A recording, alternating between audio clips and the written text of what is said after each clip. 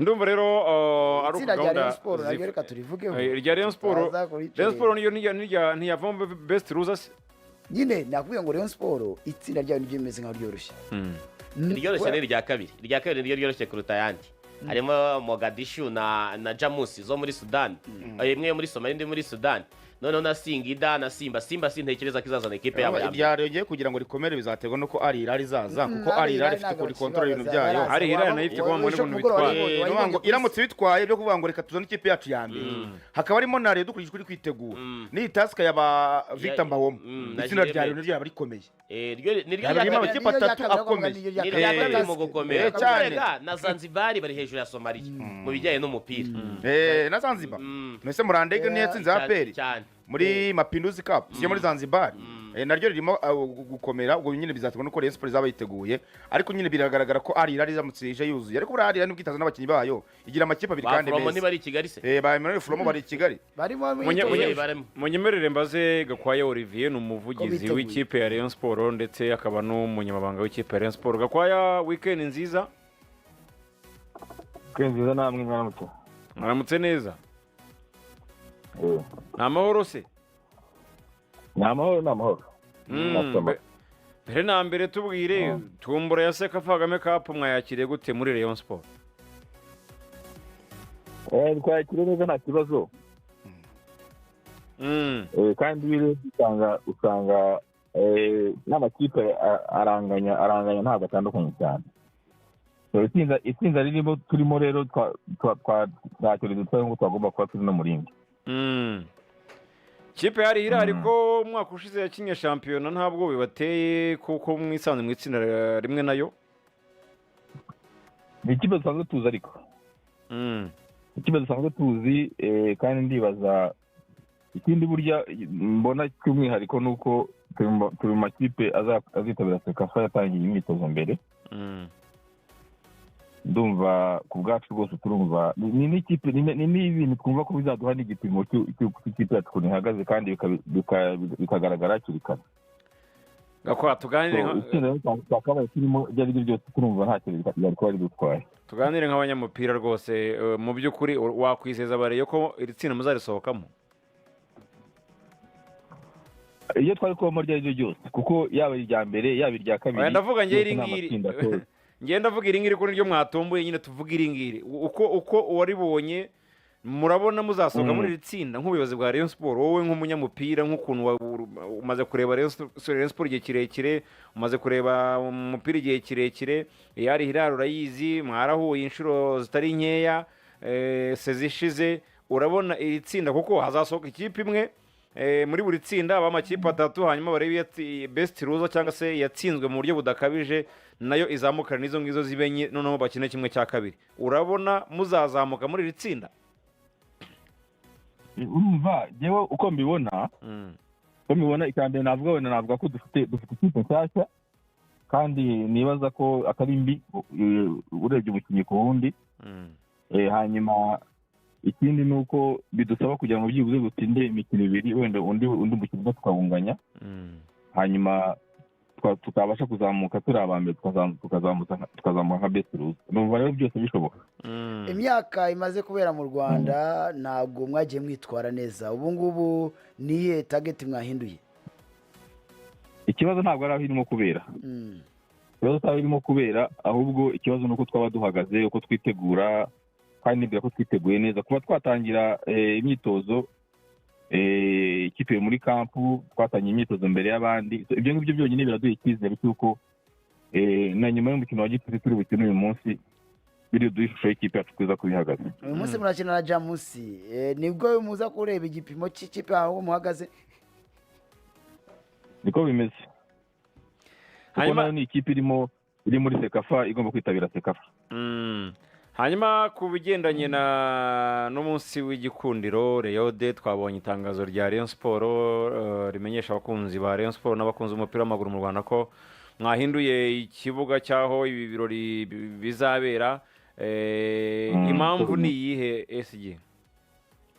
Impamvu nta yindi urabona mu myiteguro y'uyu munsi ngarukamwaka Reyode ni imyiteguro buri gihe isaba ubushobozi isaba amafaranga mu bihe turimo rero ntabwo byakunze ko dukurikira ibisabwa kuri stade Amahoro bihura n'ibyo bihuye na situwasiyo turimo ya recruitment kugura abakinnyi bashyashya twabonye ari ibintu bihenze turimo kugwa mu gihombo kuri stade Amahoro bituma duhindura strategy tuvuga ko tuzakinira ikigo tuzagikorera kuri stade regional iyo idusaba ibintu bidahambaye.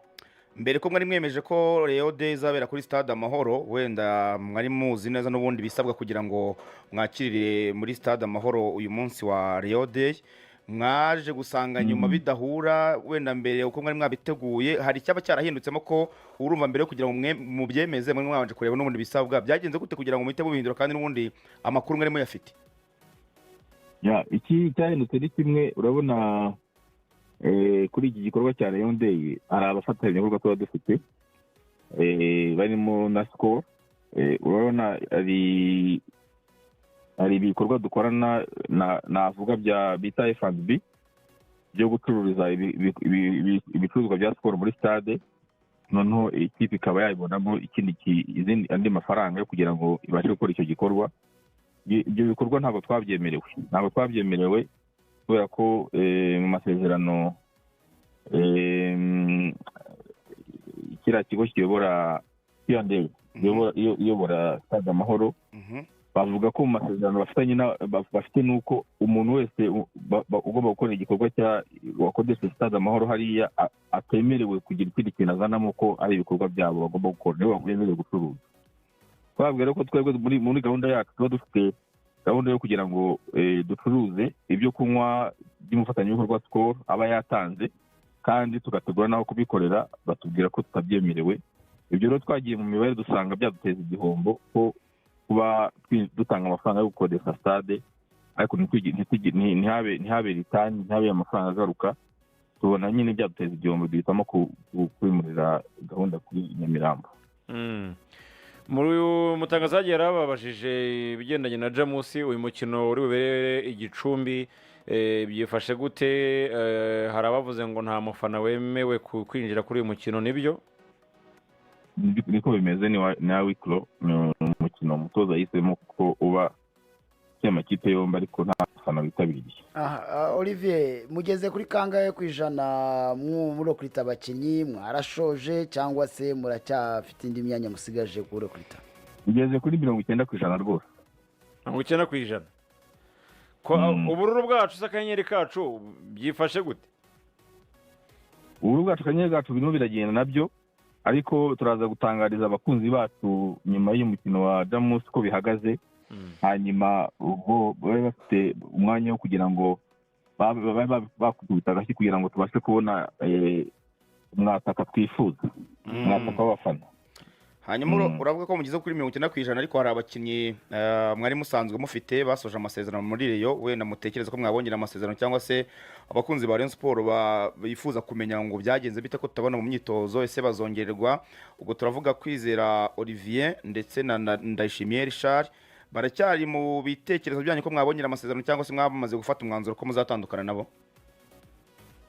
Mu by'ukuri ndebye ku makuru y'umutoza ntabwo ntekereza ko abo bakinnyi bafite muri gahunda, ariko niba ufata icyemezo cya nyuma ashobora kuba yagira ikindi gitekerezo yagira, ashobora kuba yabongeramo, ariko iyo mbona tekinike ndabona ntabwo turi muri gahunda zawe. Bigaragara ko kuri Kwizera Olivier mushobora kutagumana ndetse na Richard.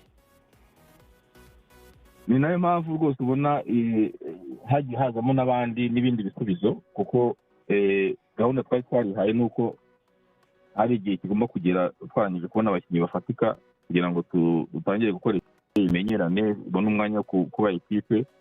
Niyo mpamvu wabonye hazamo abandi bazamu, niyo mpamvu wabonye hazamo abandi bakinnyi mu myanya yabo ngabo murimo kuvuga.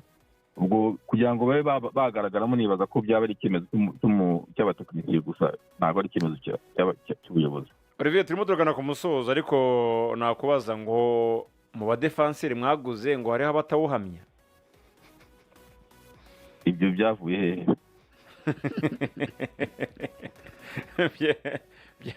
Ni za ndani ziba zivugwa. ngo hariho rwose ngo ngo nyine ngo nanjye niyo mpamvu nabanje ngo yego icyo nabwira abantu ni uko ibi bintu mu by'ukuri byakozwe n'abatekinisiye byakozwe n'abatekinisiye nta bantu porofane barimo bavuga ngo buri muntu arimo arakora ibintu bitari mu nshingano ze.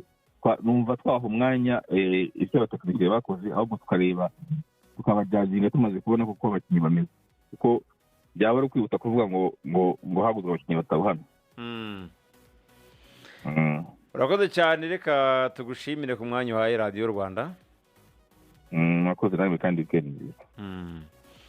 mwakoze cyane ESG, mu bo bavuze batawuhamye n'ubwo wenda biciye ku ruhande harimo ngo nk'uyu munyacadi wita Charles hari n'abahwihwisa Matumona ariko ngo baratangaza bagira avuga ati ariko mubarekere Sekafa.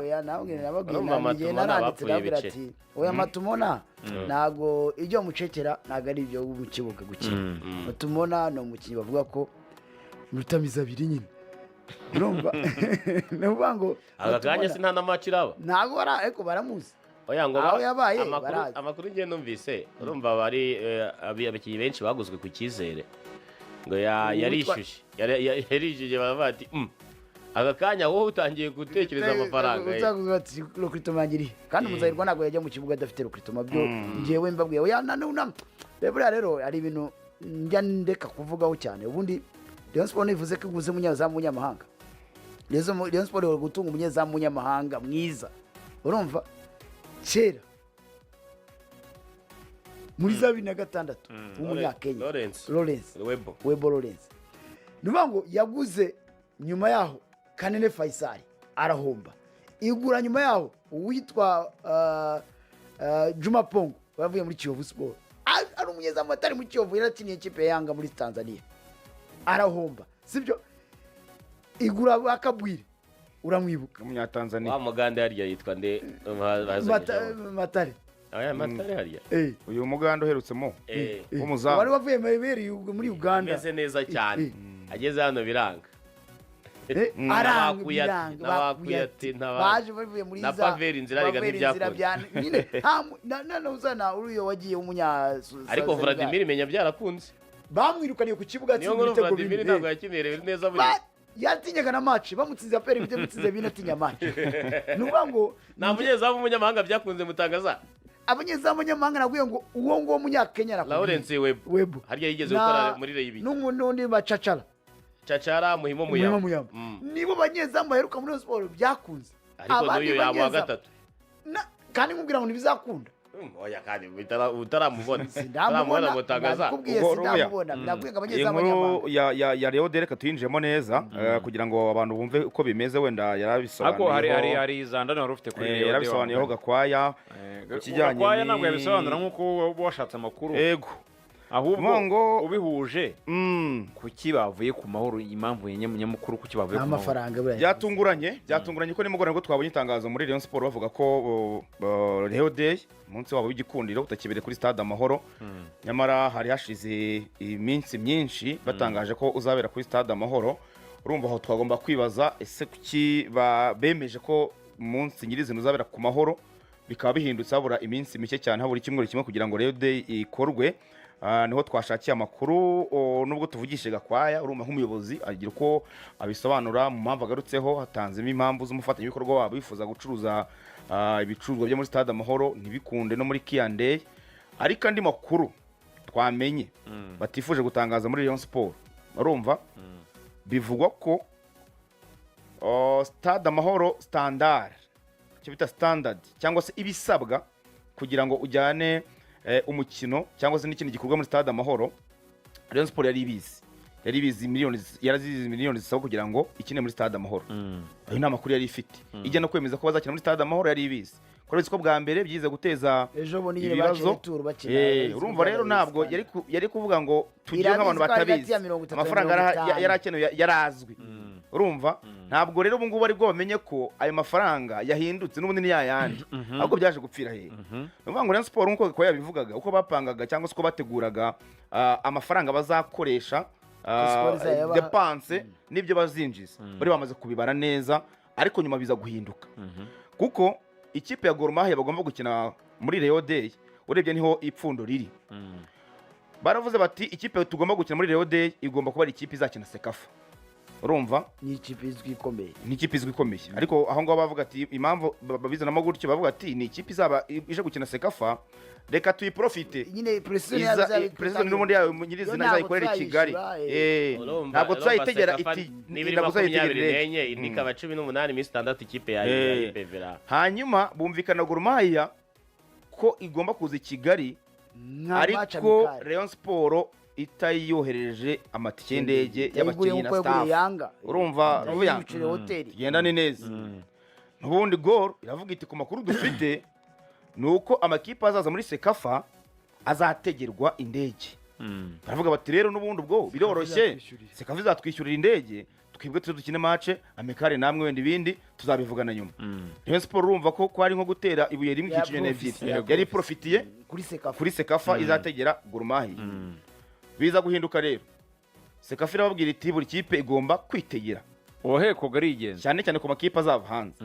Vipers uritegera, Task uritegera, Gor Mahia uritegera, nandi makipe yose muri tegera. Kweza wa hotel ibindi ni by'amahoteli wenda n'andi madepanse, amatransport locale n'ibindi nk'ibyo na accommodation wenda.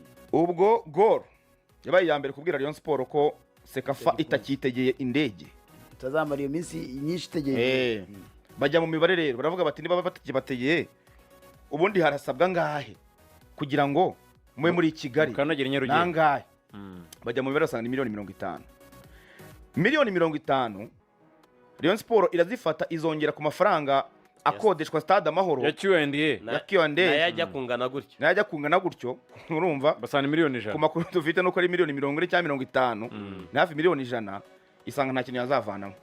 None inegosiye ko scoring yishyuriye yizicurize muri Stade ko weekend ifite amasezerano na Bralirwa yabo yo kuba ari bo bacuruzamo hariya. Umva niba negosiye na score kavuga ati niba tutacuruje muri Stade ntabwo tuzagaruza yacu, ntabwo tujyamo. Urumva itakaje ayo mafaranga y'indege agomba guha Gor, itakaza umufatanyabikorwa agomba kuyifasha muri Stade Amahoro, kandi ubwo niko